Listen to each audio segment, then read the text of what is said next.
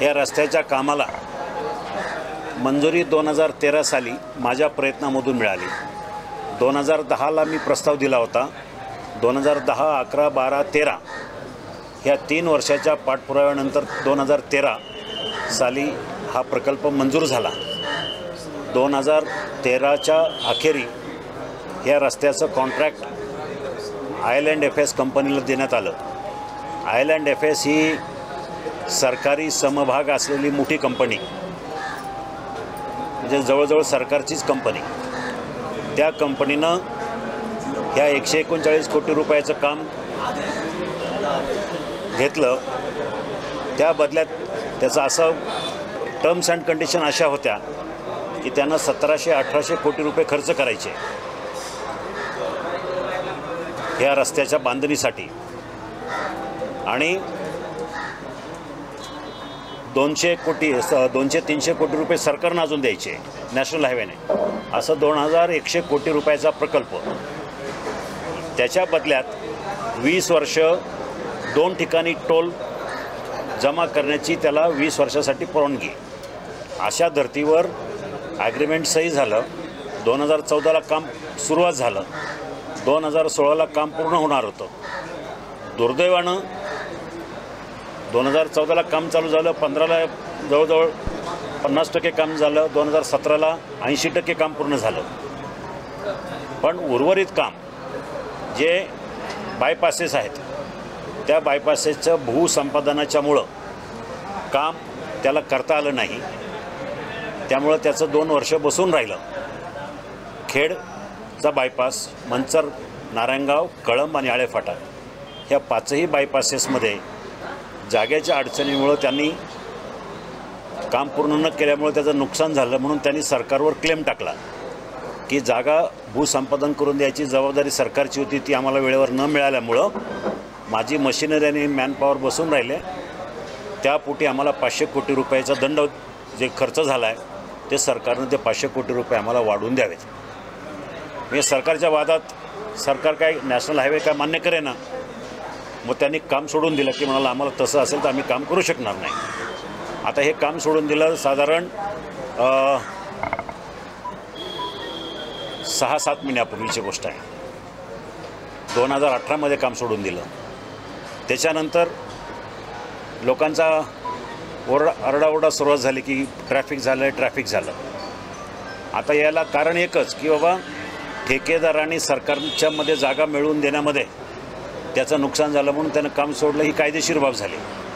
पण त्याचा भुर्दंड नागरिकांना बसू नये, त्याचं नुकसान नागरिकांची होऊ नये म्हणून मी 2018च्या जुलै महिन्यापासून लोकसभेमध्ये 2 वेळा आवाज उठवला।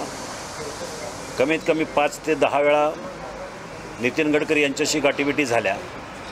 त्याच्यानंतर नॅशनल हायवेचे चेअरमन, त्या खात्याचे सचिव, त्या खात्याचे टेक्निकल मेंबर, त्या खात्याचे फायनान्स मेंबर याच्याबरोबर अगणित बैठका झाल्या।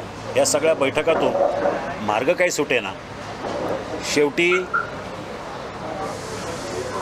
ऑगस्टच्या महिन्यामध्ये मी लोकसभेमध्ये कडक भाषण केलं सरकारवर आणि सांगितलं की गडकरींनी भूमिपूजन केलं ह्या बायपासेसचं, ते भूमिपूजन झालं तर चांदणी चौकात, आणि एवढं करूनसुद्धा सरकार काही करत नाही। म्हणून ठेकेदारातून तुमचं काय असेल तर तुम्ही बघून घ्या, पण हे काम अडलं आहे। त्यानंतर गडकरी साहेबांनी विशेष बाब म्हणून ह्या 5ही बायपासेसच्या कामासाठी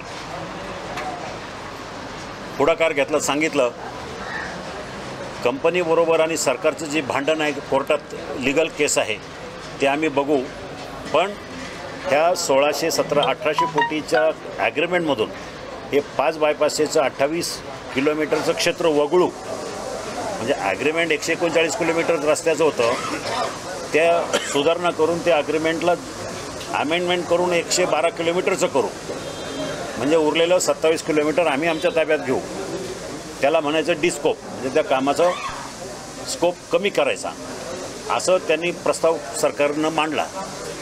दुर्दैवानं त्या डिस्कोपिंगच्या प्रपोजलला कंपनीनं विरोध केला की डिस्कोपिंगचं क्लॉज ॲग्रीमेंटमध्ये नाही, तुम्ही डिस्कोपिंग करू शकत नाही. त्यामुळं काम पुन्हा रखडलं.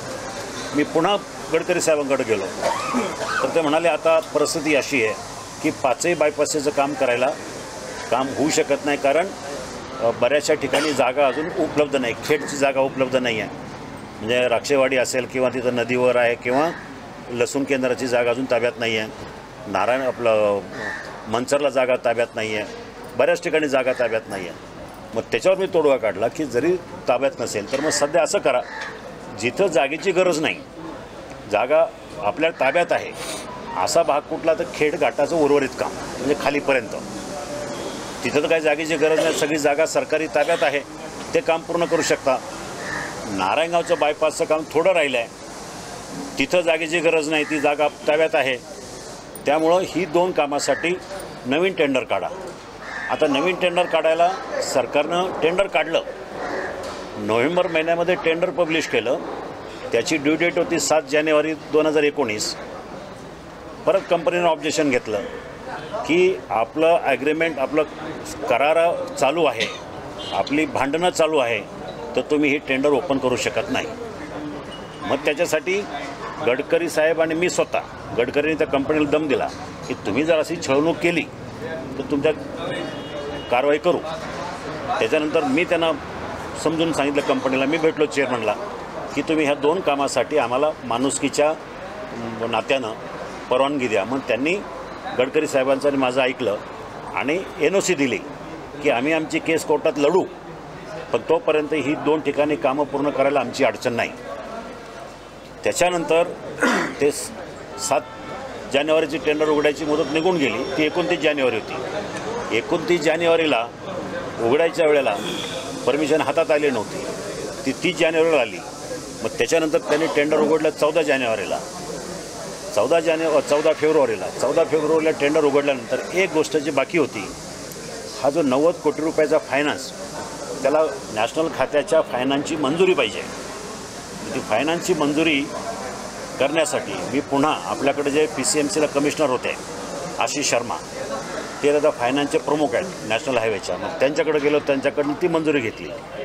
त्याच्यानंतर 15-16 फेब्रुवारीला ही फाईल शेवटी अंतिम सहीसाठी नॅशनल हायवेच्या चेअरमनकडे गेली. मग 15-16 फेब्रुवारीपासून तर परवापर्यंत चेअरमन दौऱ्यावर असल्यामुळं, प्रदेशात असल्यामुळं सही झाली नाही, त्यामुळं टेंडर फायनलाईज करता येणार. शेवटी नवीन चेअरमन आला, तर नवीन चेअरमनला विनंती केली, माझी लोकं जाऊन बसली, नॅशनल हायवेचे लोकं जाऊन बसली आणि नवीन चेअरमननं पहिल्याच दिवशी पहिली फाईल क्लिअर केली 8 तारखेला सकाळी, म्हणजे परवाच्या दिवशी सकाळी क्लिअर केली. आणि त्याच दिवशी वर्क ऑर्डर दिलेली आहे, ते वर्क ऑर्डरची कॉपी मी तुमच्या मोबाईलवर दिली, तिघांनाही आत्ता पाठवली आहे. वर्क ऑर्डर 8 मार्चची आहे, 8 मार्चला रात्री 8 वाजता याची वर्क ऑर्डर झालेली आहे. 89 कोटी रुपयाचं टेंडर 18% बिलोनं 72 कोटी रुपयाला ती दिलेलं आहे. त्यानंतर ज्यांनी काम घेतलं त्या कॉन्ट्रॅक्टरशी बोललो, त्यांना मी सांगितलं की मला हे काम लवकर पूर्ण व्हायला पाहिजे. त्यांच्या म्हणण्याप्रमाणे महिन्याभरामध्ये ह्या घाटाचं खाली जाईपर्यंत निदान 1 लेन, इनर लेन, एका महिन्यामध्ये, सव्वा महिन्यामध्ये काम पूर्ण होऊन महिन्याभरामध्ये घाटातून, नवीन घाटातून ट्रॅफिक चालू होईल. 1.5 महिन्यामध्ये किंबहुना 2.25 महिन्यामध्ये नारायणगावचा बायपास चालू होईल. आता हे 2 बायपास ठिकाणी काम चालू झाल्यावर, वाहतूक चालू झाल्यावर बरीचशी ट्रॅफिक सुरळीत होईल अशी या ठिकाणी अपेक्षा आहे. खरं म्हणजे ही तशी गोष्ट खूप कठीण आहे. एक महाराष्ट्राची अतिशय संवेदनशील ट्रॅफिकचा भाग असल्यामुळं गडकरी साहेबांचं मी आभार मानेल. त्यांनी एक अशा प्रकारे 90 कोटी रुपयाच्या टेंडरला मान्यता देणं ही सरळ सोपी गोष्ट नव्हती. कारण नॅशनल हायवेच्या कुठल्याच नियमामध्ये काही बजेट नाही, काही नाही, कसलंच नसताना ते मान्य करून देणं खास माझ्या आग्रहास्तव ते करून दिलं. ही गोष्ट मी सुरुवात जी केलेली 23 ऑक्टोबरपासून, ह्या सगळ्या पत्रव्यवहाराच्या कॉपीज आहेत. 23 ऑक्टोबरला पहिलं पत्र दिलं, नंतर सगळ्या लोकांना हायवेला. त्याच्यानंतर गडकरी साहेबांचं सुद्धा माझं कॉरेस्पॉन्डन्स आहे 17 ऑक्टोबरचं, 12 फेब्रुवारी, 14 फेब्रुवारी, सगळं कॉपीज मी आपल्याकडं देतो आहे. आणि बरीचशी लोक आता म्हणतील बाबा आचारसंहिता आली, इलेक्शन आली, 15 वर्ष कुठं झोपले होते का, ऑलरेडी लोकांनी कमेंट चालू केलं. पण तसं नाही आहे.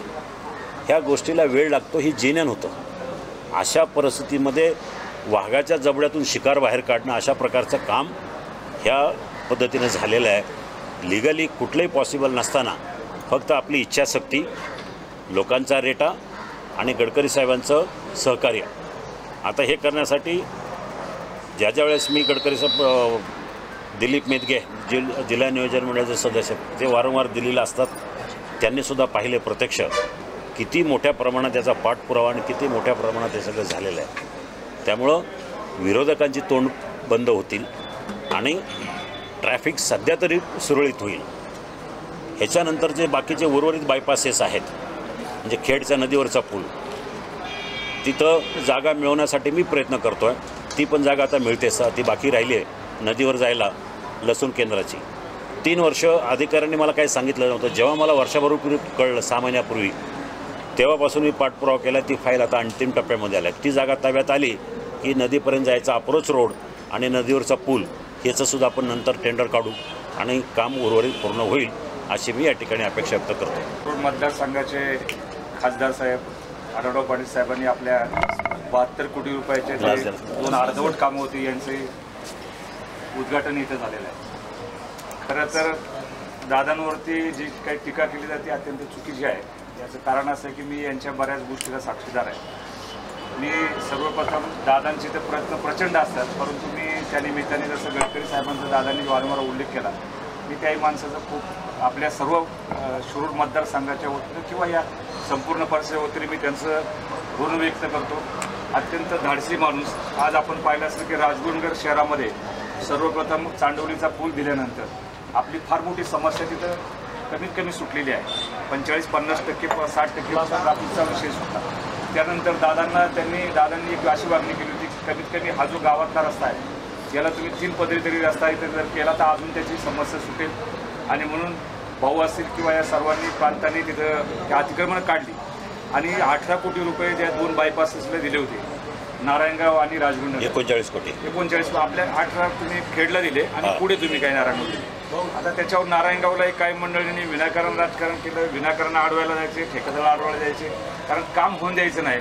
आणि मग सर्वसामान्य नागरिकांची विनाकारण अडचण करायची, ही काही पक्षांचं काही काम आहे. मला त्या पक्षांच्या राजकारणात जायचं नाही. परंतु मला आठवतं की ही पत्रकार मंडळी आपण सर्वजण राजगुरुनगरला आपण मार्केट कमिटीची तिथं त्या कामाचं उद्घाटन केलं 18 कोटीचं. आणि दादा मलाही त्यावेळेला वाटलं होतं की हे काम होतं की नाही, कारण ते मुंबईच्या कॉन्ट्रॅक्टरने 23% बिल घेतलं. आता मी कॉन्ट्रॅक्टर लाईनमध्ये असल्यामुळे मलाही जर कधी कधी काळजी वाटते की बाबा हे कसं शक्य आहे. परंतु मला आनंद वाटतो की दादांच्या पाठपुराव्यामुळे किंवा त्यांनी जे काही त्याच्या पाठीमागा जो धडाका लावून धरला त्याच्यामुळे ते 3 लेनचं काम आपलं पूर्ण झालं. आता अजूनही तुमची काही मंडळी म्हणतात की ते काम पुढे. आता जर एवढंही करून जर काम दिसत नसेल तर ही बाब चुकीची आहे. कारण तुम्ही बघा की 3 लेनमुळे आज 2-3 गाड्या शेजारून निघून जातात. गटाराचं किती मोठं काम, गटाराचं काम चालू आहे आणि अत्यंत सुंदर असा रस्ता झाला. म्हणजे मी दादांना या बाबतीत 100% धन्यवाद देतो. दादांनी शेजारी करतो म्हणून नाही. आणि गडकरी साहेबांना सुद्धा विशेष धन्यवाद देतो की जुन्या रस्त्यांवरती जिथं बायपासेस बाजूला मंजूर असताना जुन्या रस्त्यावरती कुठेही शक्यतो नॅशनल हायवे पैसे देत नाही, परंतु आउट ऑफ वे जाऊन गडकरी साहेबांनी सुद्धा तिथं त्यांना पैसे दिले. मी 2-3 बैठकीला दादांच्या होतो. अत्यंत धाडसीपणे ते गडकरी साहेबांचं पण व्यक्तिमत्व असं आहे की फार गोष्टी ते काळजी करत नाही. पुणे सातारा रस्त्याचा विषय चालला असताना अंबानीकडे जे काम आहे गेली 10 वर्ष ते सुरू आहे. अंबानीच्या मॅनेजरला माझ्यासमोर त्यांनी इतक्या वाईट शब्दामध्ये सुनायला सुरुवात केली, तुम्ही फार मोठ्या याचे असाल, आम्हाला सांगू नका. उत्स्फूर्तपणे एखाद्यात कसं आता आपण बसलोय आणि अचानक एखाद्यात बोलून जातो तसं माझ्या तोंडातून सहज पडलं की साहेब लोक खूप शिवे देतात आणि मग देखो ये लडका वहाँ का है अभी देखो इनकी बात सुनो असं सांगून म्हणजे कामामध्ये खरं मी गडकरी साहेब असतील आणि दादांना मी धन्यवाद देतो. आता राहिल्या अडचणी आपल्या बायपासेसच्या आहेत. मला लोकांना हेही सांगायचं की आपण पण कधी कधी अडचण करतो. आज समजा आपल्या राक्षवाडीमधून बायपास होतोय, थोडंसं आपल्या लोकांनी मागं पुढं जायला पाहिजे ना. अडचण त्रास होतोय कोणाला, आपल्याच बांधवांना होते, आपल्यालाच होते. आपली लग्न कार्य असतात, आपण काहीतरी करायचं, कोणतरी त्याच्यात आणून सांगायचं आम्हाला हाच रेट पाहिजे, आम्हाला रेट तुम्हाला चांगलं मिळवलं यासाठी 100% सरकार प्रयत्न करते. मला असं वाटतं उलट याच्या इतका रेट कधी म्हणजे भविष्यात मिळाला नव्हता. आणि म्हणून 4-4, 5-5 पण जे आता विकायला गेले तर एवढे पैसे देणार, एवढे शासनाने पैसे उपलब्ध करून देते. बरोबर. आणि असं असताना सुद्धा आपली पण जबाबदारी आहे की याच्यामध्ये आपण मार्ग काढताना आपण मदत केली पाहिजे. आणि म्हणून आदरणीय दादांना मी दादा ते बाकीचं सोडून द्या तुम्ही ते काय काय कोण कोण बोलतो फार कमी बुद्धीचे लोक असतात काही ना काही माहिती नसतं म्हणजे तुमचा बैलगाड्याचा विषय मी तुम्हाला इथे एकच मिनिटात सांगतो बैलगाडा विषय हा जो दादांनी पहिल्यापासून लावून धरला बरेच जण मध्ये दादा बैलगाडी सुरू करतात दादाच्या हातात बैलगाड्या असते दादा 1 मिनिटात सुरू करतील जी गोष्ट सुप्रीम कोर्टात गेलेली आहे तिथं कुणालाच काही करता येत नाही मुख्यमंत्री नाही पंतप्रधान नाही कोणीच काय करू शकत नाही काहीतरी आपल्या गाडा सुरू करत नाही दादा गाडा सुरू करत मग ज्यांना लय वाटते ना गाडा सुरू करा मग तुम्ही करा ना म्हणून तुम्ही तर काही गाड्यांचा तुमच्या आयुष्यात संबंध आला नाही तरी सुद्धा तुम्ही दादांवर टीका करा असं दादा मला असं वाटतं की आपण जे प्रामाणिकपणे काम करतात आणि माझा एका गोष्टीवर विश्वास आहे की प्रामाणिकपणे जो काम करत राहतो त्याला काही कमी पडत नाही आणि म्हणून चौथ्यांदा आपण या शिरूर मतदारसंघाचे निश्चितपणे खासदार होणार एवढंच या निमित्ताने सांगते आणि माझी विचार लगेच ठेकेदारचे प्रतिनिधी आहेत उद्यापासून काम चालू करायचं उद्यापासून काम चालू करणार तुम्ही जरा माहिती सांगा मी सांगितलं ते बरोबर आहे का कधी काय कसं काम कसं आता कामाच्या स्वरूपात ती अगदी बरोबर आहे आणि आता जी उर्वरित काम राहिलेलं आहे खेडघाटाचं त्या खेडघाटामध्ये ऑलमोस्ट आपलं 4.5 किलोमीटरचं घाट आहे 4.5 किलोमीटर घाटापैकी 2 किलोमीटरचं काम आपलं बऱ्यापैकी झालेलं आहे म्हणजे रुंदीकरण असू द्या किंवा बऱ्यापैकीचं काम झालं बाकीची ॲक्टिव्हिटी राहिलेलं आहे मध्ये एक स्ट्रक्चर आहे मेजर ब्रिज आहे त्याला एक वेळ लागणार आहे तर ते पूर्ण करून आपण एक लेन दादांनी सांगितल्याप्रमाणे एक लेन आपण ॲटलिस्ट ट्रॅफिकला ह्या 2 महिन्यामध्ये 2-3 महिन्यामध्ये क्लिअर करू पडणार आणि त्यामुळे ट्रॅफिकला सुद्धा खूप बऱ्यापैकी त्याचा परिणाम होणार आणि काम पण सुरळीत लवकर आणि सुरळीत आणि योग्य चांगल्या पद्धतीचं करून आपण करणार. आता दुसरा प्रश्न असा आहे दादा की हे काम झालेलं आहे भूमिपूजन पण रेल्वे रुळ कधी ते पुणे नाशिक रेल्वे रुळ हे बघा रेल्वे मंजूर झाली आहे 2016मध्ये 2016ला मंजूर झालेली रेल्वे 2019ला ट्रॅकवर धावेल अशी कुणी अपेक्षा करू नये. तुमच्या माहितीसाठी सांगतो महाराष्ट्रातला एक चांगला प्रकल्प कोकण रेल्वे प्रकल्प पूर्ण करत असताना त्याच्या पाठीमागं पाठपुरावा करणारे बॅरिस्टर नाथ पै मधु दंडवते आणि जॉर्ज फर्नांडिस यापैकी दोघं रेल्वे मंत्री होते त्या भागातले. त्यांनी एवढं सगळं मंत्री असतानासुद्धा रेल्वेसाठी 28 वर्षे लागली. 1970 साली स्वप्न पाहिलं आणि 98 साली रेल्वे धावली कोकण रेल्वे.